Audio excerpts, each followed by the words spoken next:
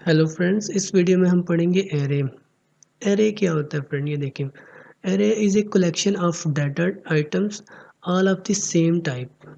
ठीक है, एरे क्या होता है? एक कलेक्शन होती है डाटा आइटम्स की जो कि सेम डाटा टाइप होना चाहिए उनका। मैं आगे चल के बताऊंगा इसको सारा डिटेल से। एक्सेस्ड एक्सेस्ड यूजिंग ए कॉमन नेम, यानी कि वेरिएबल का नाम कॉमन होता है लेकिन वो एक कलेक्शन होता है, आइटम का कलेक्शन होता है, डाटा आइटम का। और इसमें हमारे पास डिमेंशनल अरे में हमारे पास डिमेंशंस होती हैं, डिमेंशनल होती हैं। वन डिमेंशनल अरे is like a list, A two dimensional अरे इज़ लाइक ए टेबल। ठीक है, वन डिमेंशनल जो अरे होता है वो एक लिस्ट की तरह का होता है, और जो टू डिमेंशनल अरे होता है वो होता है एक टेबल जैसा, जैसे कि उसमें टेबल में रोज होते हैं और कॉलम्स होते हैं। ठीक है, this C language places no limits on the number of the dimensions in an array. और सी लैंग्वेज में ये जो अरे की डिमेंशंस होती हैं इसमें कोई लिमिटेशंस नहीं होती, हम जितनी मर्जी डिमेंशंस बना सकते हैं, जैसे कि वन डिमेंशनल अरे, टू डिमेंशनल अरे, थ्री डिमेंशनल अरे, मल्टी डिमेंशनल अरे, जितनी मर्जी। डिमेंशंस क्या होती हैं वो हम आगे चल के पढ़ेंगे, अभी फ़िलहाल हम पढ़ेंगे सिंगल डिमेंशनल अरे जो वन डिमेंशनल अरे होता है। ठीक है, डिक्लेरेशन ऑफ अरे। अरे को डिक्लेयर कैसे करते हैं, ये देखिए। यहाँ पे सबसे पहले हम डाटा टाइप लिखते हैं, चाहे वो इंटीजर हो, चाहे वो फ्लोट हो, चाहे वो करैक्टर हो। उसके बाद हम वेरिएबल का नाम लिखते हैं, और उसके बाद हम स्क्वायर ब्रैकेट ओपन करते हैं, स्क्वायर ब्रैकेट क्लोज करते हैं, और इसके अंदर हम साइज़ लिखते हैं कि हम कितनी वेरिएबल्स बनाना चाहते हैं। ठीक है, यहाँ पे मैंने लिखा हुआ है 10, तो यहाँ पे क्या बनेगा 10 वार नाम से मेरे पास एक वेरिएबल है, अरे वेरिएबल है, और जिसका साइज़ मैंने रखा हुआ है 10। तो इसका मतलब है कि हमारे पास ये जो मैंने इतना कोड लिखा है इंट वार और इसके अंदर साइज लिखा हुआ है, ये इसका मतलब है हमारे पास 10 वेरिएबल्स बन गई हैं। आप सोच सकते हैं कि एक ही छोटी सी लाइन में हमने 10 वेरिएबल्स बना ली। ठीक है, ये देखिए इनिशियलाइजिंग ऑफ अरे। इनिशियलाइज कैसे करते हैं, ये देखें।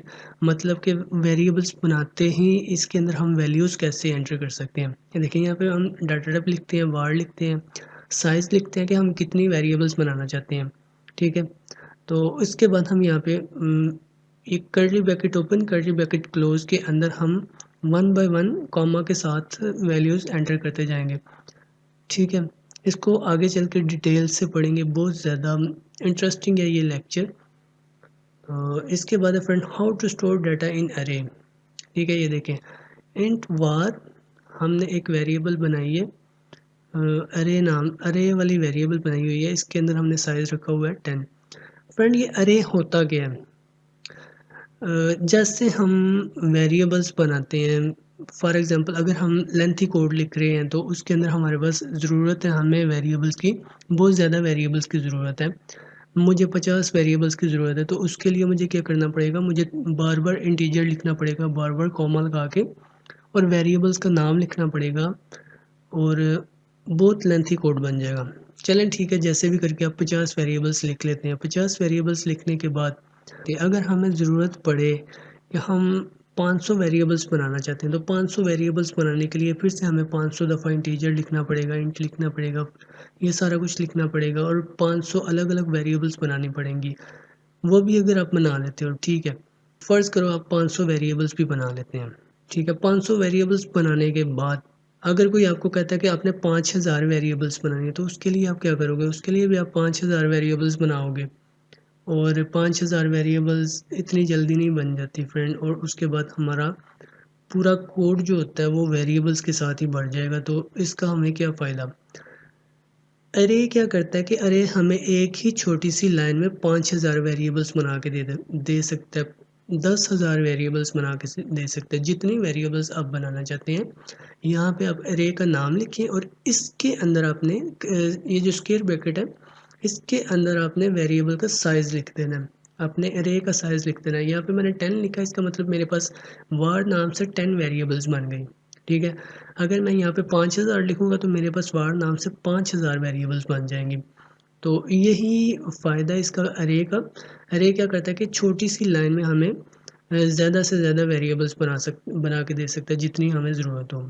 ठीक है, और इन वेरिएबल्स के अंदर डाटा स्टोर करने का तरीका ये है कि हम इक्वल का साइन लगाते हैं स्क्वायर ब्रैकेट्स के साथ, और यहाँ पे कर्ली ब्रैकेट ओपन और कर्ली ब्रैकेट लास्ट पे क्लोज, और इसके अंदर हम कॉमा सेपरेटर के साथ वैल्यूज़ पुट करते जाएंगे। ये वैल्यूज स्टोर कैसी होती हैं हमारे एरे में, ये देखिए फ्रेंड, ये हमारे पास वैल्यूज़ हैं जो हमने यहाँ पे स्टोर की हुई हैं, यहाँ पे लिखी हुई हैं, ठीक है। और नंबर ऑफ एलिमेंट है हमारे पास एरे के, अरे 1 2 3 4 5 6 7 8 9 10। और वेरिएबल्स के नाम जो हैं वो कैसे स्टार्ट होंगे, ये देखिए, अगर हम अब वेरिएबल्स के अंदर जो डाटा उसको एक्सेस करना चाहते हैं तो हमें var 0 लिखना पड़ेगा, यहाँ पर var 1, यहाँ पर var 2, var 3, var 4 5 6 7 8 9, ठीक है। ये देखिए फ्रेंड, हमारे पास लिखा हुआ है number of element. Number of element क्या होता है कि हमारी वेरिएबल्स के नंबर, मतलब कि हमारे पास कितनी वेरिएबल्स हैं, वेरिएबल 1, वेरिएबल 2, 3, 4, 5, 6, 7, 8, 9, 10, टोटल हमारे पास 10 वेरिएबल है, और ये वेरिएबल का एलिमेंट का नंबर है, ठीक है। तो अगर फ्रेंड हम ये वेरिएबल का नंबर ऑफ़ एलिमेंट है, नंबर ऑफ एलिमेंट के अलावा हमारे पास एक बनता है इंडेक्स ऑफ अरे। इंडेक्स ऑफ अरे जो होता है वो स्टार्ट होता है 0 से। तो इसका मतलब ये है कि अगर हमें इंडेक्स ऑफ अरे के साथ वैसे हमें काम करना पड़ता है इंडेक्स ऑफ अरे के साथ, वो इसलिए कि हमारा जो अरे है वो स्टार्ट होता है, जो हमारा जो इंडेक्स ऑफ अरे है वो 0 से स्टार्ट होता है। अगर हम नंबर ऑफ़ एलिमेंट 1 की वैल्यू को डिस्प्ले करवाना चाहते हैं या फिर यूज़ करना चाहते हैं तो उसके लिए हमें इंडेक्स ऑफ अरे यूज़ करना पड़ेगा, ठीक है। वो यूज़ कहाँ पे करना पड़ेगा, यहाँ पे वेरिएबल के अंदर। तो इसी तरह फ्रेंड, अगर मैं 55 यानी कि नंबर ऑफ़ एलिमेंट 5 के अंदर जो वैल्यू स्टोर है 55, इसको मुझे एक्सेस करना पड़े तो मैं क्या करूँगा, इसको एक्सेस करने के लिए मुझे क्या करना पड़ेगा, मुझे इंडेक्स ऑफ अरे 4 यूज़ करना पड़ेगा। वार वेरिएबल के नाम के साथ यहाँ पे मुझे इंडेक्स ऑफ अरेज 4 लिखना पड़ेगा। 4 क्यों लिखना पड़ेगा, क्योंकि हमारा जो वेरिएबल का इंडेक्स है वो 0 से स्टार्ट होता है, तो ये नंबर ऑफ़ एलिमेंट्स से एक नंबर कम होता है इंडेक्स ऑफ अरे का, लेकिन टोटल वेरिएबल्स सेम ही होती हैं। ये देखें फ्रेंड, अगर हम 10 वेरिएबल्स बनाएंगे तो ये देखें 1 से लेके 10 तक हमारे पास वेरिएबल्स बन गई हैं। और ये जो इंडेक्स ऑफ अरे है वो 0 से स्टार्ट होता है, इसलिए 0 से लेकर 9 तक वेरिएबल्स टोटल, इसको अगर आप काउंट करें तो ये 0 से लेकर 9 तक काउंट करें तो ये 10 ही बनता है बेसिकली। लेकिन इसमें मसला ये है कि ये स्टार्ट सिर्फ 0 से होता है, ठीक है। तो अगर मुझे नंबर ऑफ़ एलिमेंट 10 के अंदर जो वैल्यू स्टोर है उसको डिस्प्ले करवाना हो तो उसके लिए मुझे इंडेक्स ऑफ अरे 9 यूज़ करना पड़ेगा, ठीक है। How to access values in array, ठीक है फ्रेंड, ये देखें, वैल्यू को हम अगर एक्सेस करना चाहते हैं तो उसके लिए मुझे var 2 लिखना पड़ेगा। अगर मुझे 3 नंबर ऑफ़ एलिमेंट के अंदर जो वैल्यू है उसको डिस्प्ले करवाना पड़े तो उसके लिए मुझे var 2 लिखना पड़ेगा, ठीक है। ये देखें, जैसे कि मैं इसके अंदर इंडेक्स ऑफ अरे 2 के अंदर जो वैल्यूज़ को डिस्प्ले करवाने के लिए मुझे ये कुछ इस तरह से लिखना होगा, तो मुझे प्रिंट ऑफ होके ये 33 डिस्प्ले हो जाएगा। इसी तरह अगर मैं 6 नंबर ऑफ़ एलिमेंट के अंदर जो वैल्यू स्टोर है उसको डिस्प्ले करवाना चाहता हूँ तो उसके लिए मुझे var 5 लिखना पड़ेगा, ठीक है। और var 5 के अंदर जो वैल्यू स्टोर होगी वो हमें डिस्प्ले हो जाएगी। और इसी तरह अगर मैं 7 नंबर ऑफ़ एलिमेंट के अंदर की वैल्यू को डिस्प्ले करवाना चाहता हूँ तो उसके लिए मुझे अरे ऑफ इंडेक्स लिखना पड़ेगा 6, ठीक है। तो 6 अरे ऑफ इंडेक्स के अंदर जो भी वैल्यू होगी वो मुझे डिस्प्ले हो जाएगी। इसके बाद है डिफरेंस बिटवीन वेरिएबल्स एंड अरे, सिंपल वेरिएबल्स। ये देखें फ्रेंड, यहाँ पे वही कॉन्सेप्ट स्टार्ट हो गया जो मैंने पहले मैं जिस पे बात कर रहा था। ये देखें, मुझे यहाँ पे लिखना पड़ेगा, अगर मैं सिंपल वेरिएबल्स बनाता हूँ तो मुझे यहाँ पे लिखना पड़ेगा int var 1, var 2, var 3, var 4, 5, 6, 7, 8, 9 और सो ऑन, जितना भी हम वेरिएबल्स बनाना चाहते हैं उतना हमें यहाँ पे काफ़ी लेंथी कोड लिखना पड़ेगा, काफ़ी लेंथी लिखना पड़ेगा, फिर जाके हमारी वेरिएबल्स कंप्लीट होंगी। लेकिन अरे में क्या बनता है, अरे में सिर्फ हम डाटा टाइप लिखते हैं, अरे नेम लिखते हैं और साइज ऑफ अरे लिखते हैं इस एंगल ब्रैकेट्स के अंदर, कुछ इस तरह से। ये देखिए, इंट var और यहाँ पे मैंने लिख दिया 100। तो ये जो हमने इंट सिंपल वेरिएबल्स जो बनाया हुआ है, इतना लंबा कोड लिखने की बजाय हम यहाँ पे इंट वार और यहाँ पे इसके अंदर साइज लिख देते हैं 100। तो ये हमारे पास सेम यही चीज़ बन जाती है। तो अरे का यही काम होता है कि ये हमारे कोड को बिल्कुल शॉर्ट कर देता है, हमें इतनी ज़्यादा वेरिएबल्स नहीं लिखनी पड़ती। इसके बाद है friend, how to take value from users in array. ठीक है, ये देखें, ये हमने एक अरे बनाया जिसका साइज़ है 10 और अरे का नाम है वार। ये देखें फ्रेंड, वैल्यूज़ 0 है। इस टाइम ये जो अरे के अंदर जो वैल्यूज़ बनी है वो बिल्कुल 0 है। इंडेक्स 0 में 0, इंडेक्स 1 में 0, 2 में 0, 3 में 4 में 5, 6, 7, 8, 9 सब में 0 है। ठीक है, अब ये देखिए, मैं इंडेक्स नंबर 1 में अगर कोई वैल्यू स्टोर करूँगा तो वो एलिमेंट नंबर 2 के अंदर जो लोकेशन बनी होगी उसके अंदर वैल्यू को स्टोर करेगा। जैसे कि स्कैनफ अगर मैं करता हूँ %d var1 लिखने से क्या होगा कि ये नंबर ऑफ़ एलिमेंट 2 के अंदर जो स्पेस बनी होगी उसके अंदर वैल्यू स्टोर करेगा।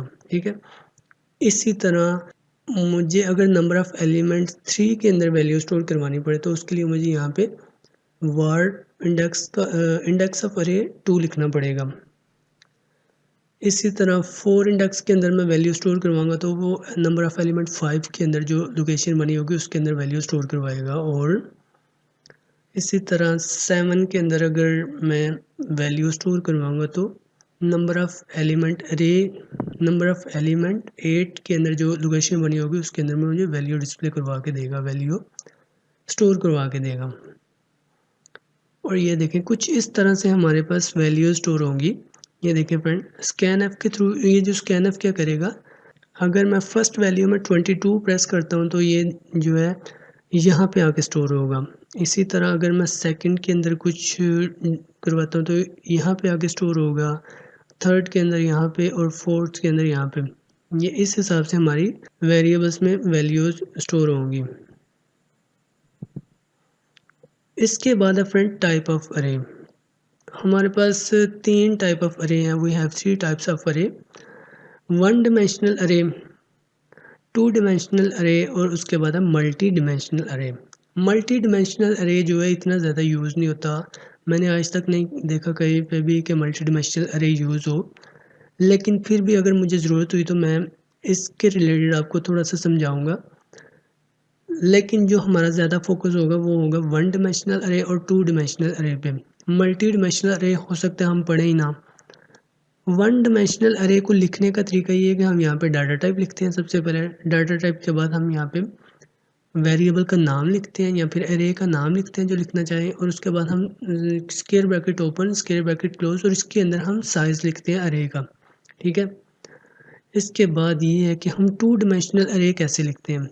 2 डिमेंशनल अरे लिखने के लिए हमें सेम वही काम करना पड़ेगा। यहाँ पे डाटा टाइप लिखना पड़ता है, डाटा टाइप के बाद वेरिएबल का नाम या फिर अरे का नाम, और उसके बाद हमें 2 दफ़ा स्क्वायर ब्रैकेट ओपन करनी पड़ती हैं, और इन दोनों स्क्वायर ब्रैकेट्स के अंदर हम डिफरेंट साइज़ देते हैं। ये डिफरेंट साइज़ क्या करता है, ये 1 डिमेंशनल अरे में तो हमें पता चल रहा है कि हमारे पास 5 वेरिएबल्स बनी हैं। ठीक है, 0, 1, 2, 3, 4 टोटल बनती हैं 5। और लेकिन 2 डिमेंशनल अरे में हमें कैसे पता चलेगा कि ये कितनी वेरिएबल्स बनी हैं। स्क्वायर ब्रैकेट 1 के अंदर जो साइज़ है उसको और स्क्वायर ब्रैकेट 2 के अंदर जो साइज़ है उसको, इन दोनों को आपस में मल्टीप्लाई करूँगा तो जो मेरे पास रिज़ल्ट होगा, टोटल हमारे पास उतनी वेरिएबल्स बनेंगी। तो मैं 5 को 3 के साथ मल्टीप्लाई करूँगा तो मेरे पास रिज़ल्ट आएगा 15। तो इसका मतलब ये है कि हमारे पास 15 वेरिएबल्स बनेंगी ये 2 डिमेंशनल अरे के साथ। ठीक है, तो मल्टी डिमेंशनल अरे भी हम कुछ इस तरह से लिखते हैं, डाटा टाइप लिखते हैं, डाटा टाइप के बाद वेरिएबल का नाम या फिर अरे का नाम लिखते हैं, और यहाँ पे जितने मर्जी डिमेंशंस हम लिख सकते हैं जितनी हम चाहें, लेकिन ये यूज़ नहीं होगा। 2 डिमेंशनल अरे के अलावा कोई भी यूज़ नहीं होता, कहीं पे भी यूज़ नहीं होता। अगर मुझे लगे कि ये यूज़ होता है या फिर मुझे आपको पढ़ाना चाहिए तो मैं ज़रूर आपको पढ़ाऊँगा। इस वीडियो में हम सिर्फ 1 डिमेंशनल अरे को देखेंगे कि ये 1 डिमेंशनल अरे कैसे हम यूज़ करते हैं, कैसे इसको इसके अंदर वैल्यूज़ स्टोर करवाते हैं या फिर कैसे हम इससे वैल्यूज़ डिस्प्ले करवाते हैं। तो इससे आगे की वीडियो में हम 2 डायमेंशनल अरे पढ़ेंगे। तो इस वीडियो में हम सिर्फ 1 डायमेंशनल अरे पढ़ेंगे। तो चलिए फ्रेंड, मैं इसको क्लोज करके अपना कंपाइलर ओपन कर लेता हूँ। ये फ्रेंड हमारा कंपाइलर ओपन हो गया। इसके लिए इसके अंदर मैं क्या करूँगा, सबसे पहले एक अरे बना लूँगा। मैं इंटीजर डाटा टाइप यूज़ कर सकता हूँ। ज़रूरी नहीं कि यहाँ पे मैं सिर्फ इंटीजर यूज़ कर सकता हूँ, यहाँ पे मैं फ्लोट यूज़ कर सकता हूँ, 4 यूज़ कर सकता हूँ, ठीक है। लेकिन मैं इंटीजर ही यूज़ करूँगा ताकि आपको भी आसानी रहे और मुझे भी समझाने में आसानी रहे। यहाँ पे मैं वेरिएबल का नाम लिख देता हूँ वार, और यहाँ पे इसके अंदर मैं साइज़ दे देता हूँ स्क्वायर ब्रैकेट्स के अंदर 10। तो ये क्या हुआ कि हमने एक अरे बनाया जिसका साइज़ है 10 और जिसका नाम है वार, ठीक है। तो इसकी मेमोरी कैसे बनी होगी ये देखिए। हमारे पास नंबर ऑफ़ एलिमेंट तो 10 है, 1 से लेके 10 तक, ठीक है। लेकिन अरे में इसका जो साइज़ बना वो 0 से लेके 9 तक बना है। इसका आपको अगर नहीं पता तो आप दोबारा से मेरा लेक्चर देखें, उसमें मैंने डिटेल से वो आपको बताया हुआ है। तो फ्रेंड, हम जल्दी से क्या करते हैं, हम इन सब के अंदर ये जो अरे हमारे पास बना हुआ है इसके अंदर मैं इसकी सारे इंडेक्स के अंदर मैं वैल्यू स्टोर करवाता हूँ। सबसे पहले मैं क्या करवाता हूँ, स्कैनएफ के अंदर मैं यहाँ पे लिख देता हूँ %d एक दफ़ा, फिर %d 2 दफ़ा, फिर %d 3, और यहाँ पे 4 5 6 7 8 9 10, ठीक है। ये मेरे पास 10% हो गए हैं। इसका मतलब ये है कि हम 0 से लेके 10 तक वैल्यू स्टोर करवाएंगे। इसके बाद मैं सेमीकोलन लगा के, और ये सारा जो अरे है इसको मैं फिल करना चाहता हूँ। इन सब के अंदर मैं वैल्यू स्टोर करवाना चाहता हूँ। तो उसके लिए मुझे क्या करना पड़ेगा, ये है एम्परसेंड वार अरे का नाम, और यहाँ पे इंडेक्स ऑफ अरे मैं यहाँ पे लिख देता हूँ 0। फिर मुझे कॉमा लगा के यहाँ पे लिखना पड़ेगा, कॉमा यहाँ पे मैं ख़त्म करता हूँ और यहाँ से इसको कॉपी करता हूँ और यहाँ पे पेस्ट 1 2 3 4 5 6 7 8 9 10, ठीक है। और यहाँ पे 0 इंडेक्स, फिर इंडेक्स 1, इंडेक्स 2, इंडेक्स 3, इंडेक्स 4 5 6 7, ये सारे हम लिखेंगे 4 5 6 7 8, और यहाँ पे मैं लिख देता हूँ 9। ये हमारे पास टोटल इंडेक्स की वैल्यूज़ होगी। और इसको मैं कंपाइलर रन करता हूँ तो देखिए फ्रेंड, मुझसे 10 वैल्यू मांगेगा। तो मैं वैल्यू स्टोर करवा देता हूँ 20 30 50 60 70 90 80 60 10 20। और ये देखें अरे की जो वेरिएबल्स थी हमारे पास उनके अंदर ये वाली सेम वैल्यू स्टोर हो गई हैं 20 30 50 70, ठीक है। अब मैं क्या करता हूँ, इन दोबारा से इन सारी वेरिएबल्स को डिस्प्ले करवा लेता हूँ। डिस्प्ले करवाने के लिए मुझे क्या करना पड़ेगा, मुझे यहाँ पे इन सब वैल्यूज़ को डिस्प्ले करवाना पड़ेगा प्रिंट एफ के थ्रू। प्रिंट एफ करवा लेता हूँ मैं %d, यहाँ पे लिख देता हूँ वैल्यू 1 एंड इंडेक्स ऑफ अरे 0 इज़, ठीक है। और इसके बाद परसेंटेज के बाद यहाँ पे मैं लिख देता हूँ वार, और यहाँ पे इंडेक्स लिख देता हूँ इंडेक्स नंबर 0, और इसके बाद यहाँ पे मैं न्यू लाइन लिख देता हूँ। न्यू लाइन से मुझे हर दफ़ा कोड जो है वो स्टार्ट होगा 0 न्यू लाइन से। इसको कॉपी किया और मैं इसको 10 टाइम पेस्ट कर लेता हूँ 2 3 4 5 6 7 8 9 एंड 10। और इसमें मुझे क्या करना पड़ेगा, यहाँ पे लिखना पड़ेगा, इनकी वैल्यूज़ को चेंज करना पड़ेगा 2 3 4 5 6 7 8 9 एंड यहाँ पे लिख देता हूँ 10। और इंडेक्स ऑफ अरे जो है 0 से स्टार्ट होगा, तो 0 1 2, यहाँ पे 3, यहाँ पे 4, आगे 5 6 7 8 और यहाँ पे 9। ठीक है। और यहाँ पे मुझे इंडेक्स ऑफ अरे भी चेंज करना पड़ेगा, 1 2 3 और 4 5 6 7 8 9। सॉरी यहाँ पे मुझे इस यहाँ पे लिखना पड़ेगा 9। अब मैं इसको कंपाइल एंड रन करता हूँ तो फ्रेंड मैं जो भी वैल्यूज़ एंटर करूँगा वो मुझे डिस्प्ले भी होंगी। यहाँ पे मैं वैल्यूज़ एंटर कर देता हूँ 10 और यहाँ पे 20 30 40 50 60 70 80 90 एंड 100। तो ये देखिए फ्रेंड, वैल्यू 1 मतलब यहाँ पे मैं एलिमेंट वैल्यू की जगह पे आप समझ लें यहाँ पे एलिमेंट लिखा हुआ है, एलिमेंट 1 एंड इंडेक्स ऑफ अरे 0 में जो है वैल्यू स्टोर वो है 10। ठीक है। इसी तरह एलिमेंट नंबर 2 के अंदर यानी कि इंडेक्स ऑफ अरे 1 के अंदर जो वैल्यू स्टोर है वो है 20 और उसके आगे 30 40 50 60 70 80 और 90 और 100।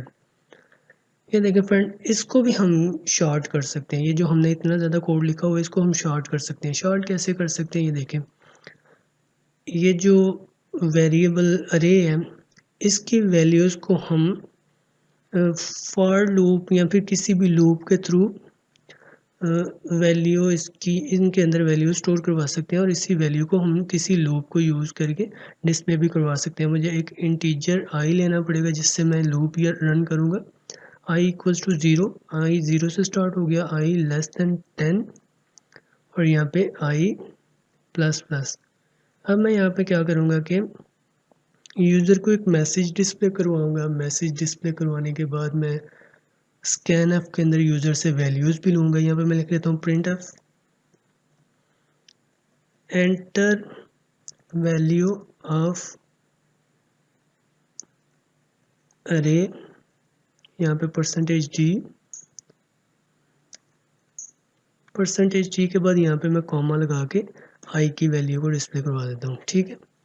और इसके बाद मैं स्कैन एफ करवा लेता हूँ परसेंटेज डी और यहाँ पे वार, ये जो वार अरे का नाम है ये यहाँ पे लिखा मैंने और इसके बाद मैं आई लिख देता हूँ। ठीक है।